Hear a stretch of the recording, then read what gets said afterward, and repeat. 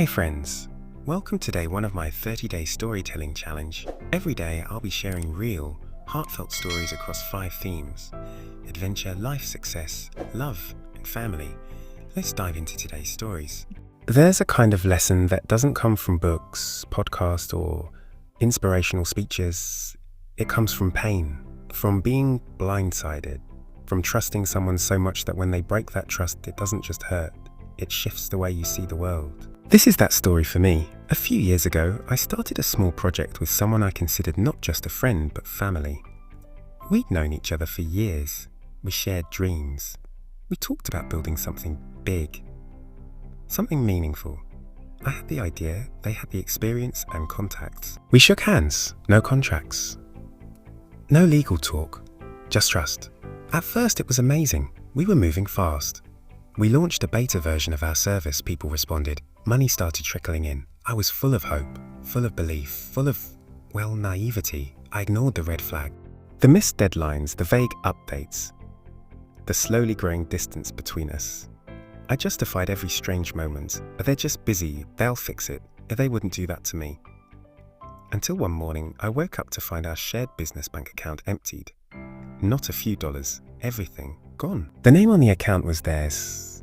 Legally, they hadn't done anything criminal. Ethically, a betrayal so sharp it carved a permanent mark in me. I tried calling, messaging, silence. Just like that, years of friendship and months of work evaporated. And I was left with nothing but screenshots, shattered trust, and a sick feeling in my gut. Let's pause right here. Have you ever put your faith in someone only to have them rip it apart?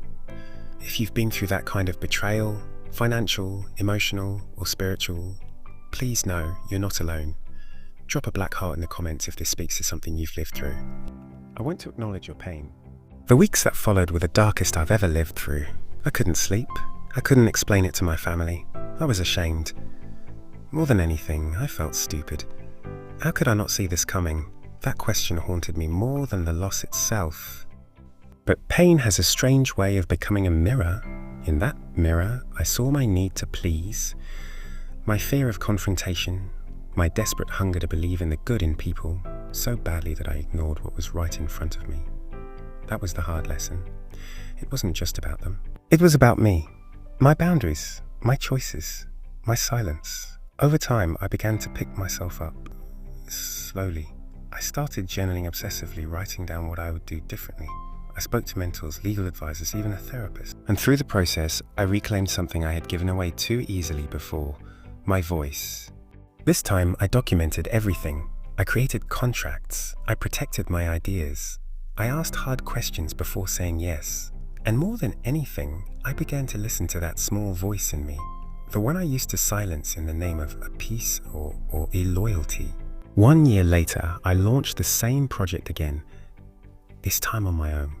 It grew slower, yes, but stronger, with foundations that couldn't be shaken. And the best part?